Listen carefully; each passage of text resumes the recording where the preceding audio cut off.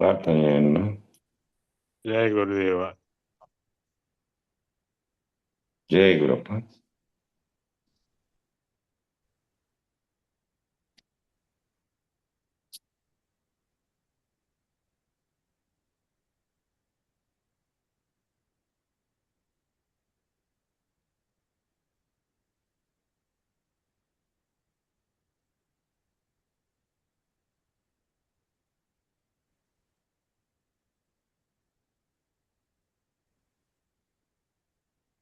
ప్రార్థన చేయన్నా.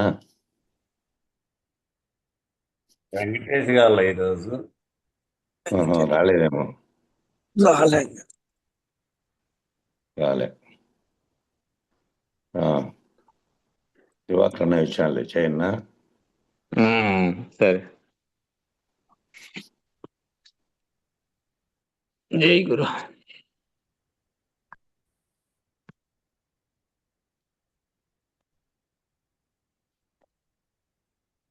గురు బ్రహ్మ గురు విష్ణు గురుదేవో మహేశ్వర గురు సాక్షాత్ పరబ్రహ్మ తస్మై శ్రీ గురవే నమః. ఓం నమో బ్రహ్మాదిభ్యో బ్రహ్మ విద్యా సంప్రదాయ కర్తృభ్యో వంశ ఋషిభ్యో మహద్భ్యో నమో గురుభ్యః. సర్వోపప్లవరహిత ప్రజ్ఞానఘన ప్రత్యగర్ధో బ్రహ్మైవాహమస్మి అహం పదార్థరహితః. గురవే సర్వలోకానాం విషజే భవరోగిణాం నిదయే సర్వవిద్యానాం శ్రీ దక్షిణామూర్తయే నమః. బృహద్వాసిష్ట సిద్ధాంతం పూర్ణబోధోపదేశికా వెంకటేశ్వర యోగేంద్రం సద్గురుభ్యో నమో నమః. ఆత్మానాత్మమతీతమనిశం కేవలాత్మోపదేశికా వేముల రామయార్య యోగేంద్రం సద్గురుభ్యో నమో నమః. క్షరాక్షరమతీతంచ అచల పూర్ణోపదేశిక శ్రీ పూర్ణానంద పుల్లయార్య సద్గురుభ్యో నమో నమః. ద్వయాత్మరకిత సిద్ధాంతం పరమపురుష ప్రబోధక శ్రీ వివేకానంద సుబ్బయార్య సద్గురుభ్యో నమో నమః. అస్మద్గురు సమారంభం కృష్ణ సాందీప మధ్యమం ఓంకారపీఠ పర్యంతం వందే గురు పరంపరం. జై సద్గురు ప్రభు మహారాజుకు జై, గురు పరంపరముకు జై. జై గురుదేవ్.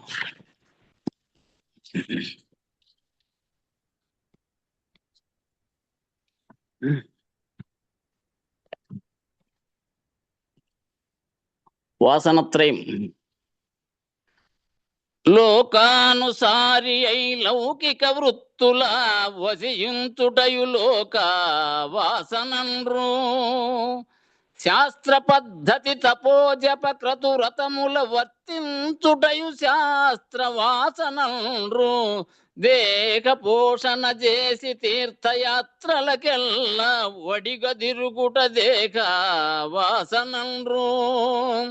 నీ మూడు వాసనలిచ్చయించక దేశికుల సేవ చేసి దుర్గుణములనచి తత్వమస్యాది వాక్య తాత్పర్యమెరిగి తన్ను తాగన్న పురుషుడద్వైతుడగును.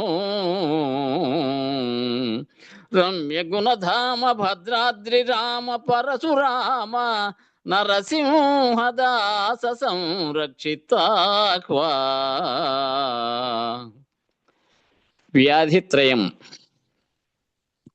వాతంబునందుద్భవం పైన రోగముల్ బాగుగా 8 పదులునయ్యే.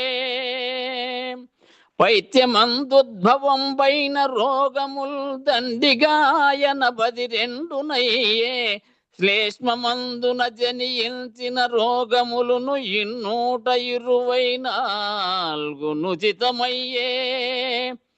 త్రివిధ రోగంబులి తీరున 384 ఎన్నికయ్యే. నట్టి వ్యాధులకాధారమైన దేహ భ్రాంతి విడచిన వాడు తద్బ్రహ్మవిదుడు. రమ్య గుణధామ భద్రాద్రి రామ పరశురామ నరసింహదాస సంరక్షితాహ్వా. జన్మహేతు లక్షణం ఆత్మయందున మాయ ఆరోపితం వయ్యే మాయయంద జ్ఞానమపుడే గలిగే అజ్ఞానమున దోచె అవివేకమందున అభిమానమర పుట్టే అభిమానమందు రాగాదులుద్భవమయ్యే రాగాదులందు కర్మంబువడమే కర్మము వల్లను కడలేని సుఖ దుఃఖ మూలమైన శరీరములు జనిల్చి నివ్విధంబున దేహంబులెత్తి జనులు నిన్ను గనలేరు నిరుపమా నిర్మలాత్మా రమ్య గుణధామ భద్రాద్రి రామ పరశురామ నరసింహదాస సంరక్షితాక్వా. జై సద్గురు ప్రభు మహారాజుకు జై, గురు పరంపరమకు జై.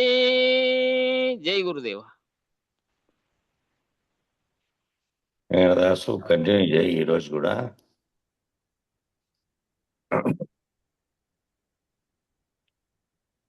జయ గురు. జై. నేను రేపటి నుండి చదువుతా.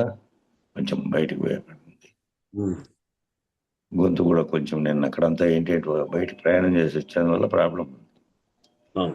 టాబ్లెట్ వేసుకున్నాను. ఈ పరమైన స్థానువైన ధ్రువమైన అచలము అయినటువంటి పరతత్వము ఏదైతే ఉందో, ఈ పరమై స్థానువై ధ్రువమై ఉన్నటువంటి అచలమైనటువంటి పరతత్వం ఏదైతే ఉందో, అట్టి పరమును నిర్ణయంగా సంజ్ఞారూపంగా అందించడం కొరకే అన్ని దేవాలయాలలో స్థానువుగా ధ్రువముగా ఉండేటటువంటి మూల విరాట్ను ప్రతిష్ఠిస్తున్నారు. అది కదలదు, వినదు, కనదు, మాట్లాడదు, గ్రహించదు. ఆ దాన ప్రతిగ్రహములు లేవు. అందుకే అక్కడ చూసి గ్రహించవచ్చు అని మనం చాలాసార్లు చెప్పుకుంటూ ఉంటాం. ఏ దేవస్థానానికైనా కానీ నీ ఆకార రూపంలో నువ్వు అక్కడ పోయి నీలో చూస్తే ఆడ నీ విధానం ఆడ తెలియబడుతూ ఉంటుంది. కాబట్టి సశరీరిగా ఉండి నీవు ఇంద్రియ వ్యాపారములు ఏవైతే చేస్తున్నావో అవేవి అది చెయ్యదు. కాబట్టి సశరీరిగా ఉండి నీవు ఇంద్రియ వ్యాపారములు అయితే ఏవైతే చేస్తున్నావో అవేవి కూడా అది చెయ్యదు. ఆడ ప్రతిష్ఠించినటువంటి ప్రతిమ చెయ్యదు. అనగా దాని యొక్క మొదటి లక్షణము అవ్యవహారి. అది ఏ వ్యవహారము చెయ్యదు అని దాని యొక్క మొదటి లక్షణము అవ్యవహారి. ఏదైతే పరము ఉన్నదో ఆ పరము కూడా అవ్యవహారి. ఏదైతే పరము అంటున్నామో, పరిపూర్ణము అంటున్నామో అది కూడా అవ్యవహారి. అట్లయి ఉందని నువ్వు గమనించగలగాలంతే. వ్యవహారగతమైనటువంటి ఆనంద లక్షణమే జీవుడు. జీవుడంటే ఒక్క మాటలో అచల సిద్ధాంతము ఏమి చెప్తుందంటే, వ్యవహరిస్తే నాకు ఆనందం అంటే నీవు జీవుడవే. వ్యవహరించకుండా ఆనంద లక్షణం అంటే, వ్యవహరించకుండా ఆనంద లక్షణం ఉంటే నీవు సాక్షివి అంటే కారణరహిత ఆనందమని. కారణ సహిత ఆనందం అనేటువంటి విభజన తెలిసిన వారు ఎవరైతే ఉన్నారో, ఆనంద సహిత ఆనంద రహిత అంటే కారణరహిత ఆనందమని, కారణ సహిత ఆనందం అనేటువంటి విభజన తెలిసిన వారు ఎవరైతే ఉన్నారో వారు అచల సిద్ధాంతానికి అధికారులు. ఎవరు?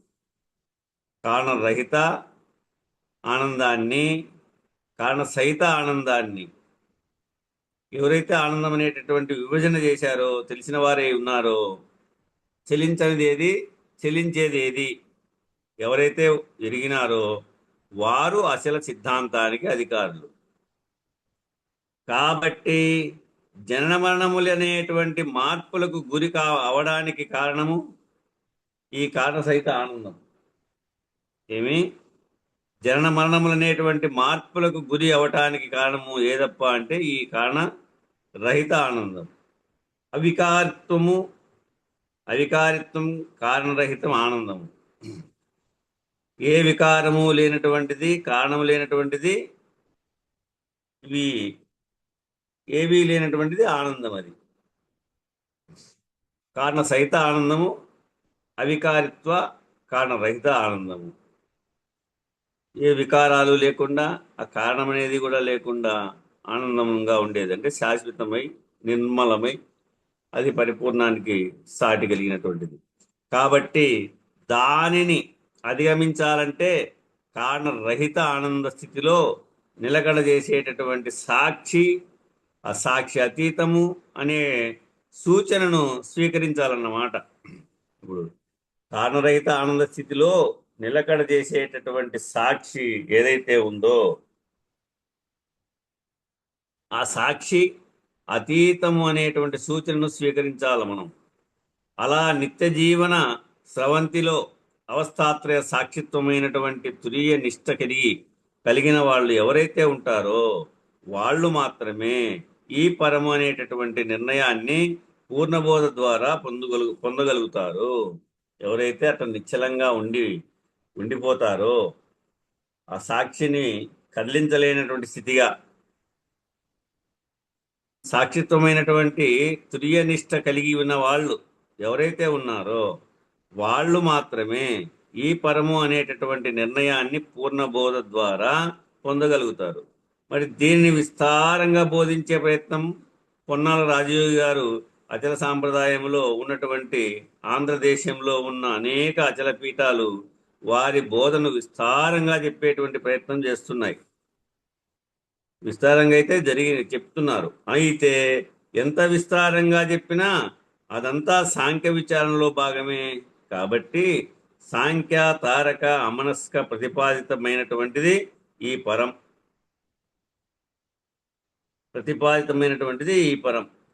ఎందుకంటే ఆత్మనిష్టకు కూడా ఈ సాంఖ్య తారక అమనస్కాలు అవసరం. కానీ ఈ అచల సిద్ధాంత నిర్ణయాన్ని పొందడానికి కూడా ఈ పరిపూర్ణ బోధగా సాంఖ్య తారక అమనస్కాలు అవసరం. ఆత్మనిష్టకు కూడా ఈ సాంఖ్యతారక అమనస్కాలు అవసరము.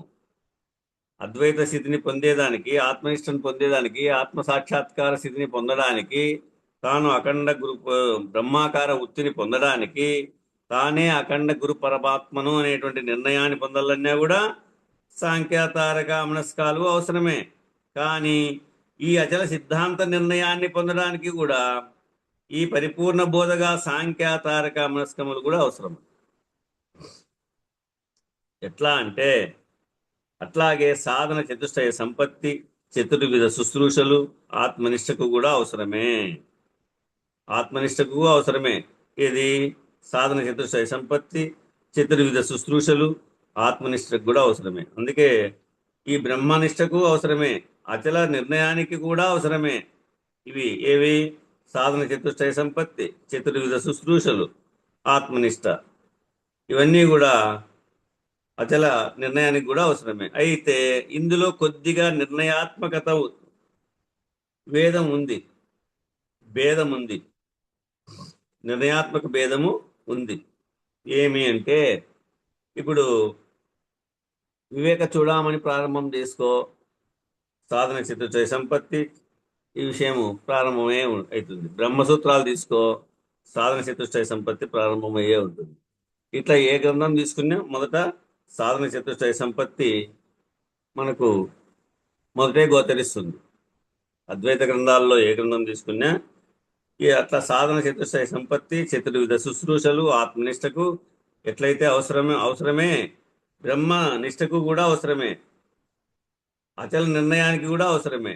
అయితే ఇందులో కొద్దిగా నిర్ణయాత్మక భేదం ఉంది. అంటే సాధన చతుష్టయ సంపత్తిలో చెప్పేటువంటి నిత్యానిత్య వస్తు వివేకంలో నిత్యం అంటే మార్పు చెందనిది అనేటువంటి సూచన మొదట్లోనే చెబుతున్నారు. ఇక్కడ ఏమైంది? ఏం భేదం కనపడతా ఉంది అంటే, సాధన చతుష్టయ సంపత్తిలో చెప్పేటువంటి నిత్యానిత్య వస్తు వివేకంలో నిత్యం అంటే మార్పు చెందనిది అనేటువంటి సూచన మొదట్లోనే చెబుతున్నారు. ఇక్కడ అనిత్యము అంటే మార్పు చెందేది. కానీ జీవభ్రాంతిలో, జీవ వ్యవహారంలో, విషయానందంలో జనులారా జనన మరణములకు చిక్కినటువంటి వారు ఎవరైతే ఉన్నారో వాళ్ళు జనులు. జనులారా అంటే ఏమి? ఈ జనన మరణములకు చిక్కినటువంటి వాళ్ళు ఎవరైతే ఉన్నారో వాళ్ళు జనులు. కాబట్టి వాళ్లకు బోధించేటువంటి ప్రయత్నం చేస్తున్నాం, కాబట్టి వాళ్లకు చెప్తున్నాను అంటున్నాడు. ఇక్కడ ఎక్కడి దాకా నువ్వు చేరాలంటే నిత్యానిత్య వస్తు వివేకం ద్వారా మార్పు చెందని నిర్ణయం తెలుసుకునేటువంటి దాకా నువ్వు వెళ్ళాలి. ఎక్కడికి వెళ్ళాలి? ఏది నిత్యము ఏది అనిత్యము అక్కడి దాకా వెళ్ళాలి.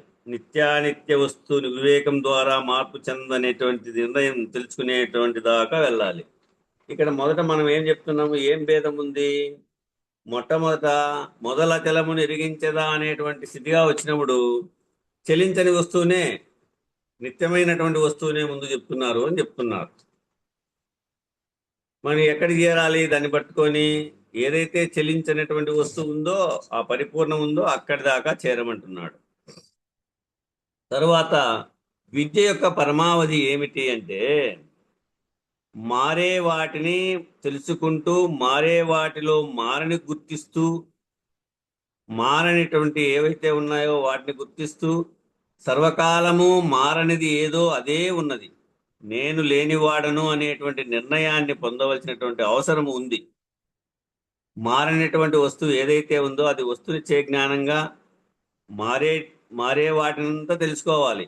ఆ మారే వాటిలో మారని వస్తువు ఏదైతే ఉందో ఆ వస్తువును, అంటే లేని ఎరుకను ఉన్న పరిపూర్ణాన్ని బాగా గుర్తించగలగాలి. అది మారే వస్తువేమో లేని ఎరుక, మారని వస్తువు పరిపూర్ణము. ఇట్లా సర్వకాలము మారనిది ఏదైతే ఉందో అదే నేను లేనివాడను అనేటువంటి నిర్ణయాన్ని పొందవలసినటువంటి అవసరం ఉంది. కాబట్టి ఇక్కడ జీవభ్రాంతిలో చెప్పినప్పుడు విషయ పరిధిలో మాత్రమే నిత్యానిత్యాలను బోధిస్తున్నాం. ఈ జీవభ్రాంతిలో చెప్పినప్పుడేమో నేను సత్యం జగత్ మిథ్య అనేటువంటి రీతిగా చెప్తా ఉన్నాం. ఈ విషయ పరిధిలో మాత్రమే నిత్యానిత్యాలను బోధిస్తున్నాము. దాన్ని బ్రహ్మనిష్టకు వచ్చేటప్పటికీ వ్యష్టి సమిష్టి మధ్యలో బోధిస్తున్నాం. అవిడికి వ్యష్టి జీవుడు, సమిష్టి ఈ బ్రహ్మాండం, ఈశ్వర స్వరూపం. కాబట్టి ఇక్కడ ఏమైతా ఉంది? దాన్ని బ్రహ్మనిష్టకు వచ్చేటప్పటికి వ్యష్టి సమిష్టి మధ్యలో బోధిస్తున్నాం. అదే బ్రహ్మనిష్ట నుంచి ఎదిగి పరము అనేటటువంటి నిర్ణయానికి వచ్చేటప్పటికి మారేది మారనిది, కదిలేది కదలనిది అనేటువంటి రెండింటినీ మాత్రమే సూచిస్తున్నాం. కదిలేదంతా కూడా అనిత్యము, కదలనిది నిత్యము. మారేదంతా కూడా అనిత్యము, మారనిది మాత్రమే నిత్యము. ఈ ఒక్క నిర్ణయానికే కట్టుబడి, ఈ ఒక్క సూచనకే కట్టుబడేవాడెవడో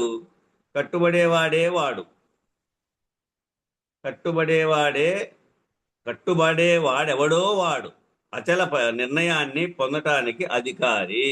ఎవరు అధికారి?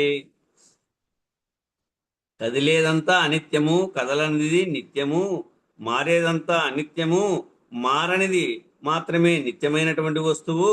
ఈ ఒక్క నిర్ణయానికే కట్టుబడి, ఈ ఒక్క సూచనకే కట్టుబడేవాడెవడైతే ఉన్నాడో వారు అచల నిర్ణయాన్ని పొందటానికి అధికారి. అందుకని తొలగద్రోయజాలు అంటే జనన మరణములను తొలగంద్రోయజాలు. తొలగంద్రోయటం అంటే ఏమిటి? తొలగించడం ఏమిటి? త్రోయటం ఏమిటి? రెండు ఉన్నాయట. తొలగించడం అంటే ఇవి ఎలా తీసేస్తాము? తొలగించడము అంటే మన దృష్టిలో ఎదురుగుండా ఏదైనా ఒక వస్తువు ఉంది అనుకో, ఈ వస్తువును తొలగించండి అంటామనుకో. మరి వస్తువు కాదు కదా ఇది. కానీ ఏమంటున్నామంటే ఈ అనంత సృష్టి కూడా బ్రహ్మ పదార్థ నిర్మితము. ఈ అనంత సృష్టి కూడా బ్రహ్మ పదార్థ నిర్మితము. ఘట కుడ్యాధికం సర్వం మృత్తికా మాత్రమేవచ తద్వత్ బ్రహ్మ జగత్సర్వం. ఇది వేదాంత డిండిమలో ఉండేటువంటి అథారిటీ అని బ్రహ్మజ్ఞానావల్లిమాల బ్రహ్మ జ్ఞానావళి మాల బోధిస్తుంది ఈ విధంగా. ఇది ఘట కుడ్యాదికం సర్వం మృత్తికా మాత్రమేవచ తద్వత్ బ్రహ్మ జగత్ సర్వం ఇది వేదాంత డిండిమహ అని బ్రహ్మజ్ఞానావళి మాల బోధిస్తుంది. బ్రహ్మజ్ఞానావళి మాల అనేటువంటి ఒక గ్రంథం ఈ విధంగా బోధిస్తా ఉంది అని సూచన. ఇక్కడ ఉదాహరణకు ఈ శృతి ప్రమాణాన్ని తీసుకున్నాడు.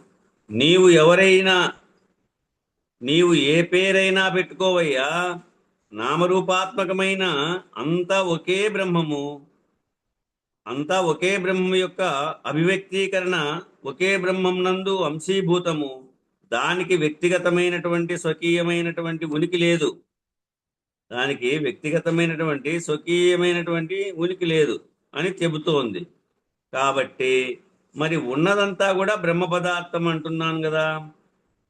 మరి పరమో అంటే ఏం చేయాలి అంటే అర్థం తొలగంద్రోయన్ అంటే బ్రహ్మ పదార్థము తొలగింపజేసేటువంటిదైతే ఏది మిగిలినదో అది పరం. ఆ బ్రహ్మ పదార్థము తొలగింపజేస్తే ఆ బ్రహ్మ పదార్థాన్ని ఏదైతే తొలగింపజేస్తా ఉందో అదే పరం.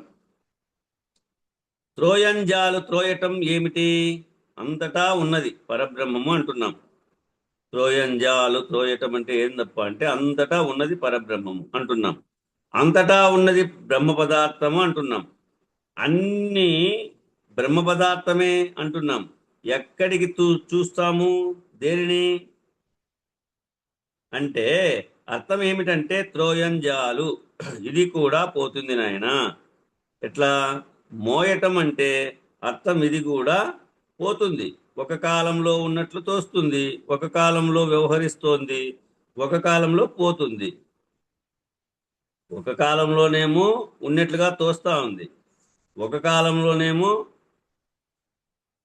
మోయటం అంటే ఇది కూడా పోతుంది, పోయేదే. ఒక కాలంలో వ్యవహరిస్తుంది, ఒక కాలంలో పోతుంది. కానీ ఈ ఒక కాలం ఉండి ఒక కాలంలో వ్యవహరించి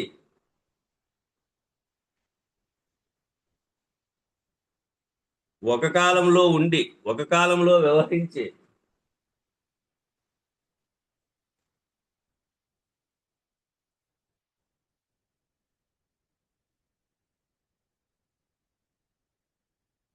కానీ ఏమంటున్నామంటే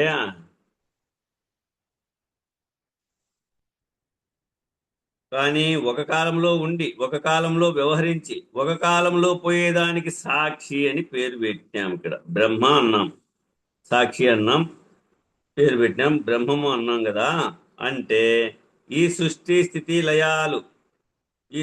స్థితి లయములు అనే మూడింటికి లోబడినటువంటి దానిని మనం ఏం చెప్తున్నాం ఇప్పుడు? బ్రహ్మమని అనలేదుగా.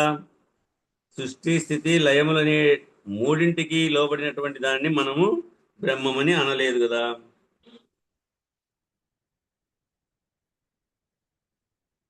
కొన్ని నీళ్ళు అవుతున్నాం.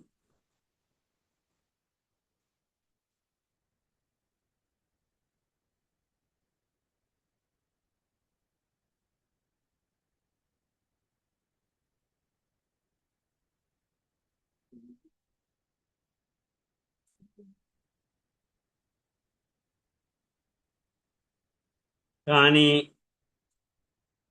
ఈ ఒక కాలంలో ఉండి ఒక కాలంలో వ్యవహరించి ఒక కాలంలో పోయేదానికి సాక్షి పేరు ఏమి? బ్రహ్మ అన్నాం కదా. అంటే ఈ సృష్టి స్థితి లయములు అనేటువంటి మూడింటికి లోబడినటువంటి దానిని మనం ఏం చెప్పాము? బ్రహ్మమని అనలేదు కదా. దీనికి సాక్షినే మనం కదా. దీనికి సాక్షినే బ్రహ్మం మనం కదా అని ప్రశ్నించవచ్చు అన్నాం. అట్టి సాక్షి అక్షరుడు కదా, అట్టి సాక్షి అక్షరుడు కదా అని కూడా నిర్ణయం చేశాం. ఈ త్రిపుటికి లోబడినదంతా నశిస్తోంది కదా, ఈ మూడిటికి లోబడినదంతా నశిస్తోంది కదా. కాబట్టి దానికి క్షరమని పేరు పెట్టి ఈ త్రిపుటి సాక్షిని ఏమో అక్షరమని పెట్టాం. ఈ త్రిపుటి సాక్షిని ఏం పెట్టాం? ఇక్కడ అక్షరమని పెట్టాం. మరి ఈ అక్షరం అంతా ఈ అక్షరంతా కూడా ఏ స్థితిలో అయితే తనంతట తానుగా లేనిది అవుతున్నదో, అంటే సృష్టి స్థితి లయాలు లేని చోట, తాను తానుగా ఉన్న చోట తానే లేనటువంటి స్థితి కూడా ఏర్పడతా ఉంది. తాను తానుగా ఎట్లు ఏర్పడిందో అట్లు తాను తానుగా లేనిది మాత్రమే ఉన్నాయి. కాబట్టి అది ద్విపుటి, ఇది త్రిపుటి అని విభజన చేశారు. ఇట్లా అక్షరమునకు పురుషోత్తమునకు మధ్య ద్విపుటి, క్షరమునకు అక్షరమునకు మధ్య త్రిపుటి.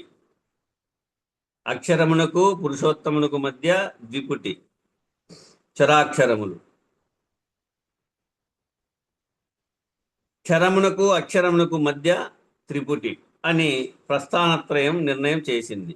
అందుకనే బ్రహ్మసూత్రాలలో మొదటి సూత్రంలోనే అధాతో బ్రహ్మ జిజ్ఞాస అను, బ్రహ్మమై ఉన్నవాడు ఎవరో వాడికి కలిగినటువంటి జిజ్ఞాస.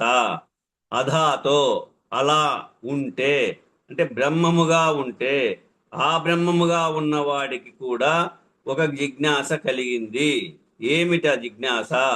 తత్పరం చ అవలోకయేత్, తత్పరం చ అవలోకయేత్ అనేటువంటి జిజ్ఞాస కలిగింది. తాను లేని స్థితి ఉన్నదా అనేటువంటి నిర్ణయం కోసము ఆ జిజ్ఞాస కలిగింది. అంతటా తానే ఉన్నవాడుగా చూస్తున్నప్పటికీ తానే లేనటువంటి స్థితి ఉన్నదా? అంతటా తానే ఉన్నవాడుగా చూస్తున్నప్పటికీ తానే లేనటువంటి స్థితి ఉన్నదా అని తన మూలమును తాను ఎరుగుట అనేటటువంటి జిజ్ఞాస కలిగింది అక్కడ.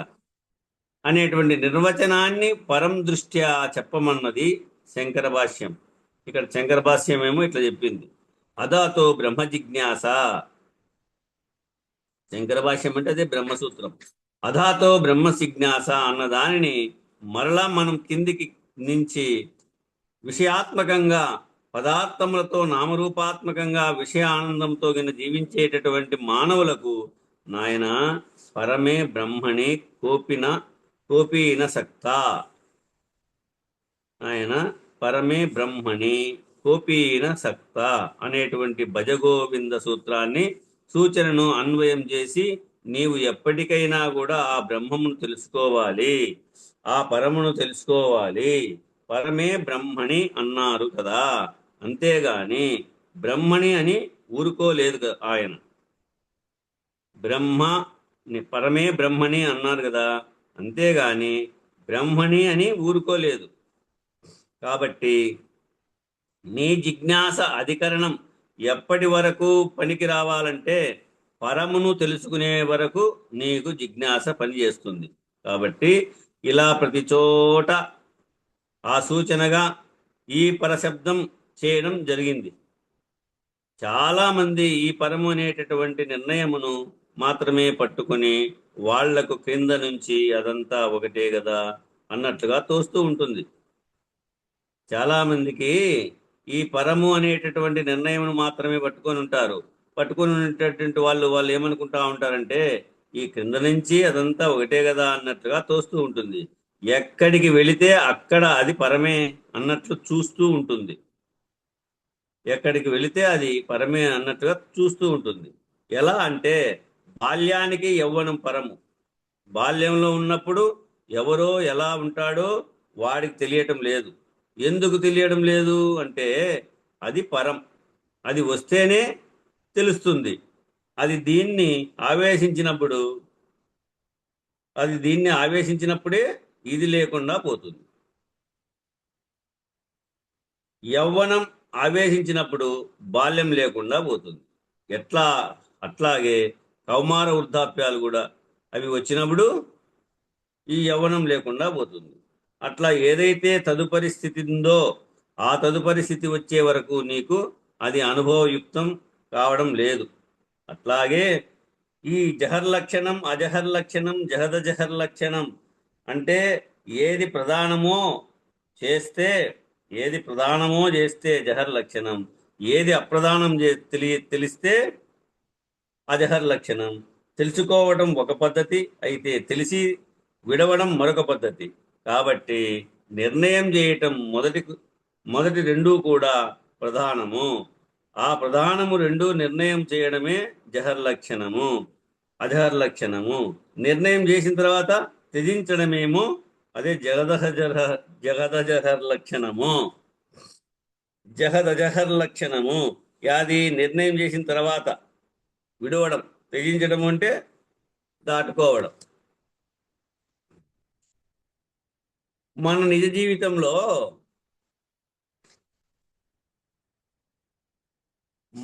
జీవితంలో కూడా ఇలా చేస్తూనే ఉన్నాం. దీనికి మన పెద్దలు కూడా సూటిగా చెప్పేశారు. ఏమి? ఉప్పు కప్పు రంబు ఒక్క పోలిక నుండు, చూడ రుచుల జాడవేరు, పురుషులందు పుణ్య పురుషులు వేరయా, విశ్వదాభిరామ వినురవేమా అని ఉపమానంతో చెప్పారు. చూడ్డానికేమో రెండు పదార్థాలే, రెండు తెల్లగానే ఉన్నాయి. చూపులకు లక్షణం ఒక తీరుగా ఉన్నప్పటికీ అనుభవంలో మాత్రమే ఇది నిర్ణయించడానికి వీలయింది. అంటే అప్పుడు దాని నోట్లో వేసుకుంటేనే దాని యొక్క రుచి వేరు, దీని యొక్క రుచి వేరు. చూసేదానికేమో రెండు ఒకటేగానే ఉన్నాయి, రెండు తెల్లగానే ఉన్నాయి. చూపులకు లక్షణం ఒక తీరుగానే ఉన్నప్పటికీ అనుభవంలో మాత్రమే ఇది నిర్ణయించడానికి వీలైంది. అంటే అర్థం ఏమిటంటే, ఉప్పును కర్పూరాన్ని గాలికి పెడితే తనకు తానే హరించుకుపోయేది ఏదో అది కర్పూరం, అలా ఉండిపోయేది ఏదో అది ఉప్పు. కాబట్టి జనన మరణాలనేటటువంటి ఆవరణకు లోబడినటువంటి వాడు ఉప్పుతో నిర్మితమైనటువంటి ఉప్పు బొమ్మలాంటి వాడు. జనన మరణాలనేటువంటి ఆవరణకు లోబడిన వాడు ఈ ఉప్పుతో నిర్మితమైనటువంటి ఉప్పు బొమ్మలాంటి వాడు. ఈశ్వర శరీరాలతో నిర్ణయము అయినటువంటి బ్రహ్మజ్ఞానముతో నిర్ణయమైనటువంటి దివ్య అహంగా ఉన్నటువంటి వాడు ఎవరైతే ఉన్నారో వాడు కర్పూరం లాంటి వాడు. కనుక కర్పూర దీప కలిక సంయోగం జ్యోతి రూపం యథాతథా అని మనకు మూడో సూచన తెలియపరిచారు, మూడో మంత్రం. కాబట్టి వాడు తన పరమును తెలియగానే ఆ పరమన్నది లేకుండా పోతుంది, నాహంగా అయిపోతుంది, ఆవరణరహితం అయిపోతుంది, ఉనికి లేకుండా పోతుంది. కాబట్టి ఉప్పేమో నేను, కర్పూరమేమో తాను. అందువలననే పూజా విధానములలో షోడశోపచారములతో చిట్ట చివరి ఉపచారము హారతి ఇతి హారతి. ఎవరినైనా మీరు అధికంగా గౌరవించాలి. ఇదే ద్రాష్టాంతం అన్నమాట. చివరిలో ద్రాష్టాంత స్థితి వస్తుంది అక్కడ. ఎవరినైనా మీరు అధికంగా గౌరవించాలి అంటే వైదిక సాంప్రదాయం రెండు రకాలైనటువంటి పద్ధతులు ప్రవేశపెట్టింది. ఈ వైదిక సాంప్రదాయము రెండు రకాలైనటువంటి పద్ధతులు ప్రవేశపెట్టింది. ఎవరినైనా సరే సాక్షాత్ పరాత్పరుడు, సాక్షాత్ ఈశ్వరుడు ప్రత్యక్షమై, నాకు కూడా సాక్షాత్ సద్గురుమూర్తి ప్రత్యక్షమైనప్పటికీ కూడా నీవు రెండు ఉపచారములతో వారిని సంతుష్టుని చేయవచ్చు. అంటే అవి సర్వస్యా శరణాగతికి గుర్తు, తన్ను తాను పోగొట్టుకున్నటకు గుర్తు. మొదటిది ఏమి? తాంబూలం. రెండవది హారతి. ఈ రెండు చేస్తే సర్వోపచారాన్ని నివేదయామి. ఎట్లుంది? తాంబూలములో కదలీ ఫలము, విత్తు లేనటువంటి చెట్టు యొక్క ఫలము. అంటే తాంబూలంలో అరటిపండు ఇచ్చారు. అరటిపండు పెట్టిన తర్వాత ఏమైందడా? అది కదలీ ఫలం అంటారు దాన్ని, అరటిపండును. దానికి విత్తు లేనటువంటి చెట్టు యొక్క ఫలం అది.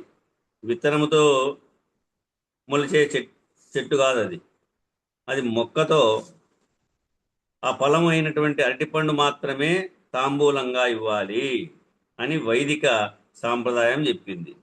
అట్లనే తర్వాత పరమాచార్యులు చంద్రశేఖరేంద్ర సరస్వతి వారి వద్ద ఒక సంవాదము జరిగింది. అయ్యా, ఉద్బీజములు కూడా జీవం కలిగినవే కదా, మీరు ఉద్బీజములను తింటున్నారు, జీవహత్య చేసినట్లు కాదా అన్నారు ఒక ఆయన. అయ్యో, ఈ సృష్టి ధర్మానికి నేను ఆదర్శవంతుడను కదా, జీవ హింస చేయడం సన్యాసిగా నాకు అధర్మం కదా, జీవహింస చేయడము సన్యాసిగా నాకు అధర్మం కదా అని కదలీ ఫలములను ఎండబెట్టి దంచి పొడి చేసి ఆ పిండిని పాలలో కలుపుకొని చాలా సంవత్సరాలు ఆ విధముగా వారు ఆహారాన్ని స్వీకరించారు. పరమాచార్యులు చంద్రశేఖరేంద్ర సరస్వతి. కారణం ఏమిటంటే అరటిపండు విత్తనాలలో నుంచి మొలక రాదు కాబట్టి. కానీ అక్కడ ఆ అరటిపండు యొక్క సూచన ఏమిటయ్యా అంటే అది జన్మరాహిత్యమునకు సూచన. అందుకని పూజ అనగానే మొదట రాసేది అరటిపళ్ళు, పసుపు, కుంకుమ, ఇవి చాలా ముఖ్యమన్నమాట. అది మొలవనటువంటిది. ఇట్లా వైదిక ధర్మంలో కర్మమంతా కూడా సంజ్ఞారూపకమైనటువంటి బోధ, కర్మ ప్రధానంగా 90% కనబడుతున్నప్పటికీ దాంట్లో ఈ సూచనలు ఉన్నాయన్నమాట. ఈ సూచనను స్వీకరించాలి. సూచన ఏమిటంటే నాకు జన్మరాహిత్యాన్ని మీరు ప్రసాదించగలిగేటువంటి సమర్థులని గుర్తించడమే తాంబూలము నివ్వడం. నేను మీ వలన, మీ కృప వలన జన్మరాహిత్యం పొందగలను అని తెలియజెప్పుకోవటమే తాంబూలము ఇవ్వటం. నేను మీ వలన, మీ కృప వలన జన్మరాహిత్యం పొందగలను అని తెలియజెప్పుకోవటమే ఆ తాంబూలాన్ని ఇవ్వడం. నీకు నాకు అభేదము, పూర్ణబోధ వలన అభేద సిద్ధి కలిగింది. నేను కూడా పురుషోత్తముడనే, నేను అక్షర పురుషుడును కాదు, నేను కూడా పురుషోత్తముడనే అనే నిర్ణయంగా. హారతి ఇవ్వడం ఏమో క్షరాక్షర పురుషోత్తములు అనేటటువంటి నిర్ణయం లేదు నాకు అని చెప్పడం. ఏమి అక్షర పురుషోత్తములు అనేటువంటి నిర్ణయం లేదు నాకు అని చెప్పడం. కాబట్టి హారతి ఇతి హారతి, హారతి ఇతి హారతి తనంత తానుగా హరించిపోవున్నది ఏదో అదే హారతి. తరతి, హారతి ఈ రెండు చాలా ముఖ్యం. తనంత తానుగా హరించిపోవున్నది ఏదైతే ఉందో అదే హారతి. తరతి, హారతి ఈ రెండు చాలా ముఖ్యము. సాంఖ్యము నుండి తారకము ద్వారా అమనస్కమునకు తరించుట తరతి. సాంఖ్య విచారణ నుండి తారకము ద్వారా అమనస్కమునకు తరించుట తరతి. కాబట్టి ఆ తరించడము ద్వారా ఈ హారతి అన్న స్థితికి రావాలన్నమాట. ఆ తరించడం నుంచి ఎక్కడికి రావాలి? హారతి అన్న స్థితికి రావాలన్నమాట. ఇట్లా రావాలన్నా ఇదే ద్రాష్టాంతానికి రావాల. ఇట్లా రావాలన్న ఉద్దేశంతో త్రోయగజాలు అన్న 2 సూచనలను చేశారు. ఆ తరతి, హారతి. తరతి అంటే ఏమి? సాంఖ్యం నుండి తారకము ద్వారా అమనస్కమునకు తరించుట అంటే స్వస్వరూప స్థితిని పొందుట. నేను బ్రహ్మనై తిని అనేటువంటి వరకు అది నిర్ణయం. ఆ బ్రహ్మం కూడా లేనిది అనేటువంటిది, అది కూడా లయమయ్యేటువంటి స్థితి హారతి. అదే ద్రాష్టాంతం. కర్పూరము, అగ్ని. కర్పూరమేమో శిష్యుడాయే, అగ్నేమో గురువాయే. హారతి ఇస్తే ఆడికి లయమయ్యేటువంటి స్థితి. నారాయణ పెట్టుకోమ్మా.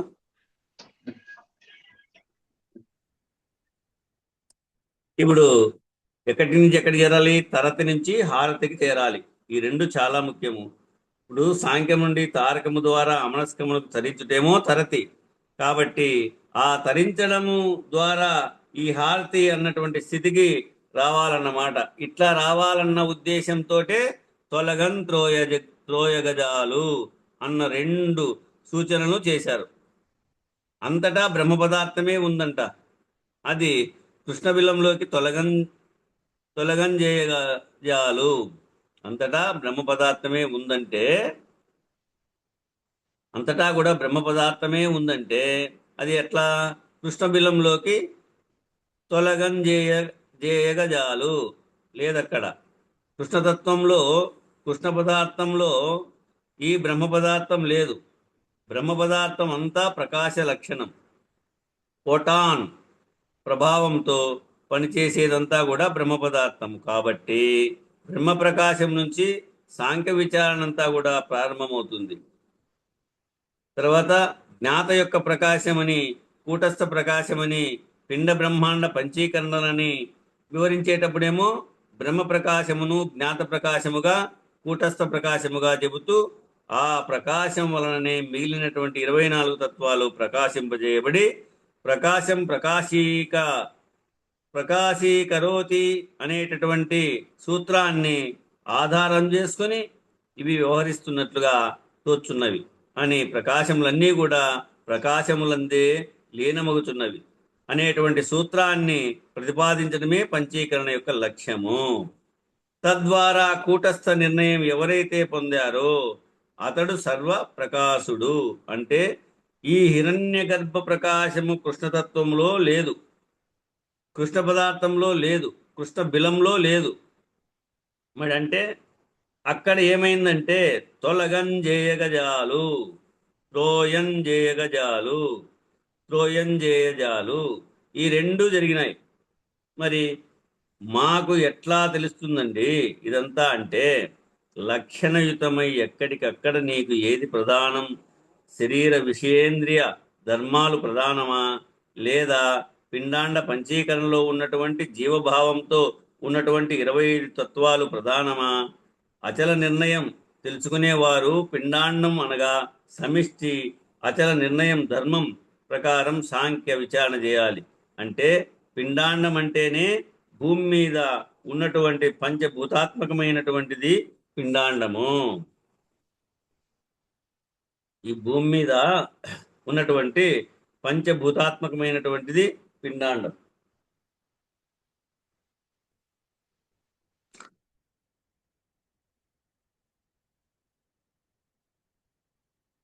అలాగే బ్రహ్మాండం అంటే ఏమిటంటే, గెలాక్సీలో ఒక బ్రహ్మాండం ఏర్పడటమే బ్రహ్మాండం.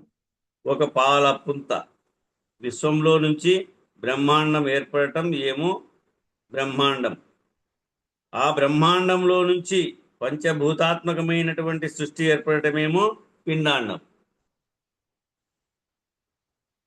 ఇది బ్రహ్మాండ పిండాండ విచారణలో మనకు క్షుణ్ణంగా తెలియబడతారు. తర్వాత అంతేగాని ఎక్కడ కన్ను, ముక్కు, కాలు, నోరు ఇట్లాంటి ఇంద్రియ ధర్మాలు ఏమీ లేవు ఎక్కడ బ్రహ్మాండంలో. కాబట్టి స్థావర జంగమాత్మకమైనటువంటి సమస్త సృష్టి సకల జీవరాశి పిండాండమే.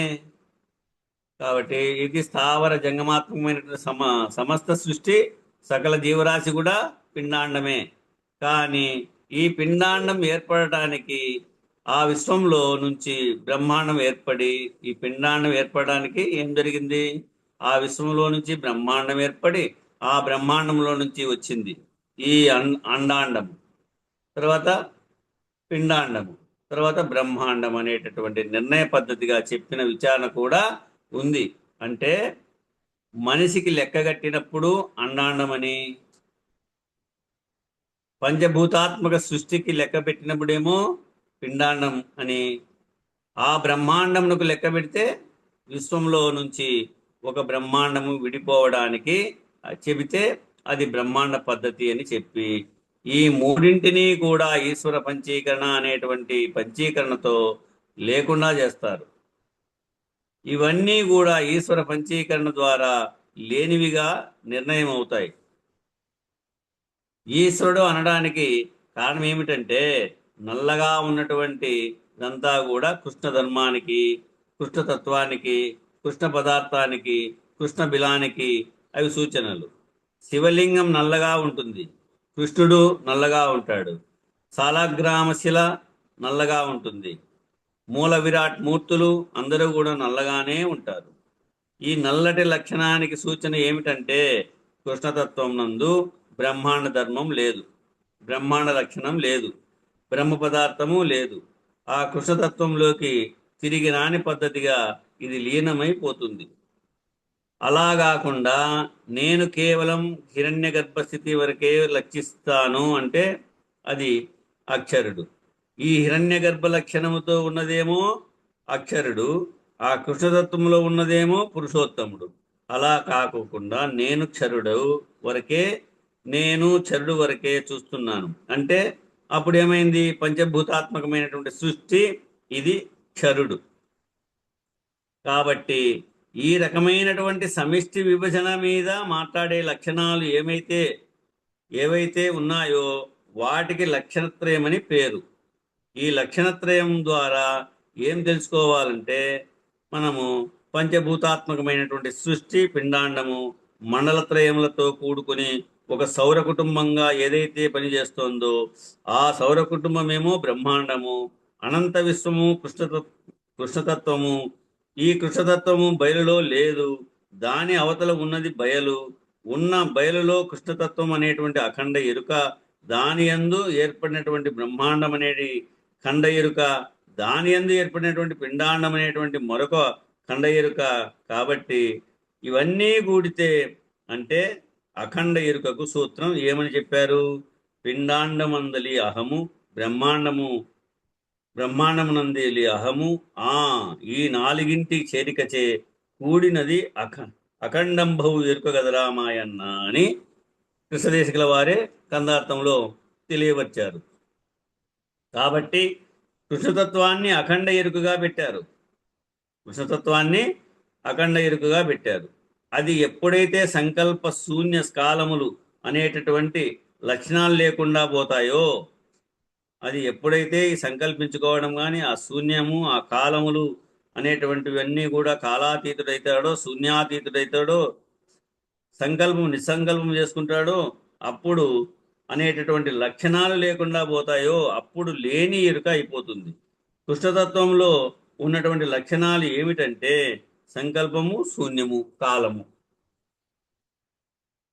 ఆ కృష్ణతత్వంలో ఉన్నటువంటి లక్షణాలు ఏమిటప్ప అంటే సంకల్పము, శూన్యము, కాలము. ఇది సర్వవేదాంత శిరోభూషణంలో మొట్టమొదటే ఈ సంకల్పము, శూన్యము, కాలము అనేటువంటి నిర్ణయాన్ని మనకు మొదలుపెట్టి సర్వవేదాంత శిరోభూషణము అందించారు. సంకల్పము, శూన్యం, కాలంలో ఈ బ్రహ్మాండములన్నీ లయం అయిపోతున్నాయి. ఈ సంకల్పము, శూన్యము, కాలంలో ఈ బ్రహ్మాండములన్నీ కూడా లయం అయిపోతున్నాయి. ఈ ఎన్నో బ్రహ్మాండాలు ఇవి. వీటన్నిటికీ ఒకటి ప్రధానమైనటువంటిది విశ్వాండం. మరలా పునరావృత్తి అవుతున్నాయి. మరలా బ్రహ్మాండములందు పిండాండములు ఒక కాలములో ఉత్పత్తి అవుతున్నాయి, పోతున్నాయి. కాబట్టి వ్యవహారం లేనటువంటి పద్ధతిగా ద్విపుటి వ్యవహరించేటువంటి పద్ధతిగా త్రిపుటి ఈ సృష్టి ధర్మంలో ఎట్లా వ్యవహారం లేనటువంటి పద్ధతిగా ద్విపుటి, వ్యవహరించే పద్ధతిగానేమో త్రిపుటి. ఈ సృష్టి ధర్మంలో గమనిస్తే ఈ రకముగా ఏర్పడ్డాయి. కాబట్టి వ్యవహారమే లేనటువంటిది ఏమో దైవీ సృష్టి. అది వ్యవహారమే లేనటువంటిది ఏదైతే ఉందో అది దైవీ సృష్టి. వ్యవహారము కలిగినదేమో జీవ సృష్టి. ఇట్లా అనేక రకాలుగా దీనిని వివరించేటువంటి ప్రయత్నం సాంఖ్య విచారణలో చేశారు. కాబట్టి వినువారికి కనువారికి తనలా విరిగించుట అంటే అర్థము ఇది. లావు అంటే తన స్థితి, పరిమితులు ఎక్కడి నుంచి ఎక్కడి వరకు అని ఆద్యాంతములు బోధించి లా విరిగించుట, తనలా విరిగించుట. తన అంటే తాను అన్నమాట. అంటే బ్రహ్మము యొక్క అత్యంతములను తెలియజెప్పి అది ఎలా పరమునందు లేకుండా పోతున్నదో సూచన చేసేటువంటి పద్ధతి ఏదైతే ఉందో ఆ పరిపూర్ణ బోధ వినువారికి, ఆ పూర్ణ బోధ వలన బయలును కనువారికి దీనిని తప్పక వింటే అప్పుడే వారలెప్పుడు గంటే. అంటే విన్నప్పుడే దీనిని కనగలిగినటువంటి సమర్థులే దీనికి అధికారులు. ఎప్పుడైతే ఇక్కడ వింటున్నారో వినేటప్పుడే దాన్ని గుర్తించేటువంటి సత్తా ఎవరికైతే ఉందో వారే సమర్థులు అంటున్నాడు. దీనిని తప్పక వింటే అప్పుడే వారలు ఎప్పుడు కంటే ఎప్పుడైతే వింటున్నావో విన్నప్పుడే దీనిని కనగలిగినటువంటి సమర్థులే దీనికి అధికారులు. ఇది చాలా ముఖ్యమైనటువంటి లక్షణం. చాలా మంది అనేక సంవత్సరాల నుంచి సాధన చేస్తున్నామని, ఇంకా మాకే దర్శనాలు కలగలేదని, అనేక సంవత్సరాల నుండి అనేక విచారణలు చేశాం, పరిణామం రాలేదు, ఇలా చెప్పేవారు చాలా మంది ఉన్నారు. అంటే భౌతికమైనటువంటి ప్రక్రియగా చేస్తే చాలదన్నమాట. తన బుద్ధికి తానే సాటి అయినటువంటి నిర్ణయాన్ని పొందిన వాళ్ళు ఎవరైతే ఉన్నారో వాళ్ళందరూ కూడా క్షర పురుషులు. బుద్ధికి లోబడిన వారిని ఏమంటా ఉన్నారు? క్షరపురుషులుగా చెప్పం. బుద్ధికి లోబడినటువంటి వాళ్ళను క్షరపురుషులుగా చెప్పము. బుద్ధికి సాక్షిగా ఉన్నటువంటి వారెవరో వాళ్ళందరూ కూడా క్షరపురుషులు. బుద్ధికి సాక్షిగా ఉన్నటువంటి వాళ్ళు ఎవరైతే ఉన్నారో వారు క్షరపురుషులు. సృష్టికి సాక్షిగా, పంచభూతాత్మకమైనటువంటి సృష్టికి సాక్షిగా దృష్టి కలిగిన వారు ఎవరైతే ఉన్నారో వారందరూ కూడా అక్షర పురుషులు. అనంత విశ్వానికి, పరిణామ సిద్ధాంతానికి, ఈ అనంత విశ్వానికి, ఈ పరిణామ సిద్ధాంతానికి సాక్షిత్వ దృష్టి కలిగిన వారు ఎవరైతే ఉన్నారో వారేమో పురుషోత్తములు. ఈ అనంత విశ్వానికి, ఈ పరిణామ సిద్ధాంతానికి ఇది విస్తారం వ్యాకృతం చెందేటువంటి వాటికి ఎవరైతే ఉన్నారో వారేమో పురుషోత్తములు. కాబట్టి క్షర అక్షర పురుషోత్తమ నిర్ణయం కానిది అని, నిర్ణయం లేనిది అని అచలంలో అంటాం. కాబట్టి క్షర అక్షర పురుషోత్తమ నిర్ణయం కానిది, నిర్ణయం లేనిది అని అచలంలో అంటాం. ఏదైతే కృష్ణతత్వం కూడా బయలులో లేదో ఆ బయలు ఉన్నది, సర్వకాలము ఉన్నది. అలాంటి దర్శన స్థితిని, అలాంటి పూర్ణబోధను పొందగలిగిన వారు మాత్రమే జనన మరణ రాహిత్యమును పొందగలుగుతారు. కాబట్టి విచారణ కాలంలోనే దర్శనము కూడా పొందగలిగేటువంటి సమర్థులై ఉండాలి. ఎప్పుడైతే విచారణ చేస్తున్నారో, వింటున్నారో, ఆ వింటున్న సమయంలోనే ఎన్నోసార్లు చెప్పింటాం ఈ మాట. మీరు వినే వాక్యాన్ని ఎక్కడైతే ఏ వస్తు నిర్ణయంగా వింటున్నారో, ఏ వస్తువు అయితే విచారించి వింటున్నారో ఆ వస్తువు దగ్గరికి నీ మనసు పోయి నిలకడై ఉండాలా. కాబట్టి క్షర అక్షర పురుషోత్తమ నిర్ణయము కానిది అని, నిర్ణయం లేనిది అని అచలంలో అంటున్నాం కదా. ఏదైతే కృష్ణతత్వము కూడా బయలులో లేదో ఆ బయలు ఉన్నది, సర్వకాలము ఉన్నది. అలాంటి దర్శన స్థితిని, అలాంటి పూర్ణబోధను పొందగలిగిన వారు మాత్రమే జనన మరణ రాహిత్యమును పొందగలుగుతారు. కాబట్టి విచారణ కాలంలోనే దర్శనము కూడా పొందగలిగేటువంటి సమర్థులై ఉండాల. కనుక వినబుద్ధి అయితే వినుడి, చదివేదా మీకే కనుగొన మనసు అయితే కనుడి పుస్తకమంతా అంటా అన్నాడు. కాబట్టి ఈ అచల నిర్ణయానికి సంబంధించినటువంటి కందార్థాలను రెండుగా విభజించారు. చిన్న కందార్థములు, పెద్ద కందార్థములు. అంటే నిర్గుణాత్మక జ్ఞాన సంయోగ కందార్థ రత్నావళి అనేది ఒక పెద్ద కందార్థములు ఉంది. శుద్ధ నిర్గుణతత్వ కందార్థ దరువులేమో శక్తిద్వయ నిరాశకంబని, క్షరాక్షర ద్వైదోష నిరాశకంబని చెబుతున్నటువంటి వాటినేమో చినకందార్థములు అని తెలుపుతున్నారు. ఇక్కడ పెద్ద కందార్థాలంటే ఏమి? నిర్గుణాత్మక జ్ఞాన సంయోగ కందార్థ రత్నావళి అనేటువంటి పేరుతో ఒక కందార్థాల గ్రంథం ఉంది. అదేమో పెద్ద కందార్థములు. శుద్ధ నిర్గుణతత్వ కందార్థ దరువులేమో శక్తిద్వయ నిరాశకంబని, అక్షర అక్షర ద్వయదోష నిరాశకంబని చెబుతున్నటువంటి వాటిని చినకందార్థములు అని తెలుపుతున్నారు. మనము బోధ పద్ధతిలో అందించేటువంటి ప్రయత్నం చేస్తున్నాం. ఇక్కడ మనం ఏం చేస్తున్నాము?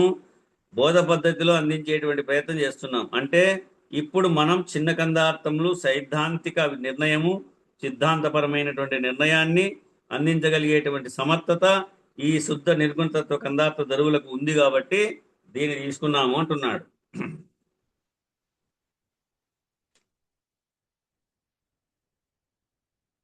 ఇప్పుడు అంటే సిద్ధాంత రాద్ధాంతాలన్నీ కూడా అక్షర పురుషోత్తముల మధ్యలోనే ఉంటాయి.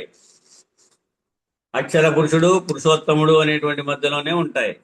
కాబట్టి బంగారాన్ని కొత్త ఆభరణం చేయాలి అంటే పాత ఆభరణాన్ని చెడగొడితేనే గాని కొత్త ఆభరణం చేయడానికి వీలు కాని పద్ధతి ఎలా ఉందో అట్లాగే ఉన్నది లేనిది అని నిరూపించేటువంటి పద్ధతి, నిరసించే పద్ధతి, నీవు ఏది చెబితే అది లేదని చెప్తాడు. నువ్వు ఏది చెప్తే ఎట్లా అంటే సిద్ధాంత రాద్ధాంతాలన్నీ కూడా అక్షర పురుషోత్తముల మధ్యలోనే ఉంటాయి. కాబట్టి బంగారాన్ని కొత్త ఆభరణం చేయాలంటే ఏం చేయాలి? పాత ఆభరణాన్ని చెడగొడితేనే గాని కొత్త ఆభరణం చేయడానికి వీలు కాని పద్ధతి. అట్లాగే ఉన్నది లేనిది అని నిరూపించేటువంటి పద్ధతి, నిరసించేటువంటి పద్ధతి కూడా ఆ విధంగానే ఉంది. నీవు ఏది చెబితే అది లేదని చెప్తాడు. ఏది ఉన్నది అని చెప్తే అదంతా ఎలా లేదో చెప్పేటువంటి పద్ధతిని ఈ చినకందార్థాలలో ప్రవేశపెట్టారు. నీవు ఏది చెబితే అది లేదని చెప్తాడు. ఏది ఉన్నది అని చెప్తే అదంతా కూడా ఎలా లేదో చెప్పేటువంటి పద్ధతిని ఈ చినకందార్థాల్లో ప్రవేశపెట్టాడు. ఎక్కడ పెట్టాడు? ఇది ఎరుకోత్పత్తి లక్షణంలో పెట్టినాడు. ఎలా లేదో అనేటువంటి నిర్ణయాన్ని అంతా కూడా ఉపమాన ఉపమేయములతో ఎరుకోత్పత్తి లక్షణంలో ఎట్టలేదో తెలియవచ్చాడు. ఏది ఉన్నది అని చెప్తే అదంతా ఎలా లేదో చెప్పేటువంటి పద్ధతిని ఈ చినకందార్థాలలో ప్రవేశపెట్టారు. కాబట్టి క్షర అక్షర పురుషోత్తమ నిర్ణయాలలో ఏవేవి అయితే ఉన్నవి అంటావో, ఈ క్షర అక్షర పురుషోత్తమ నిర్ణయాలలో ఏవేవి అయితే ఉన్నవి అని అంటావో ఆ ఉన్న వాటిని చెడగొట్టేటట్లు చేసేవి చినకందార్థాలు.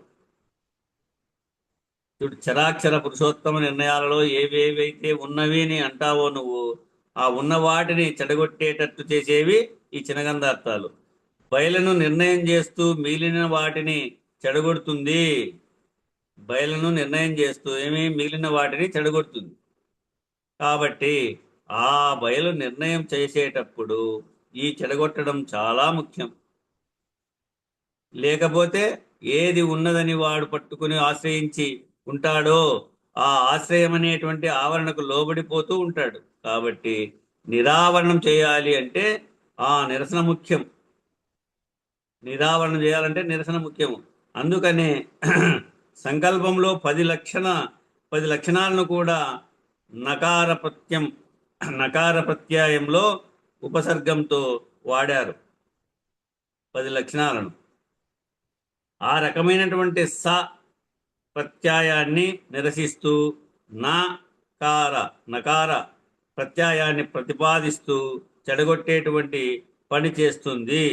ఈ చినకందార్థాల్లో ఆ పని చేస్తుంది. దీనిని పూర్ణబోధ ద్వారా విచారించాలి.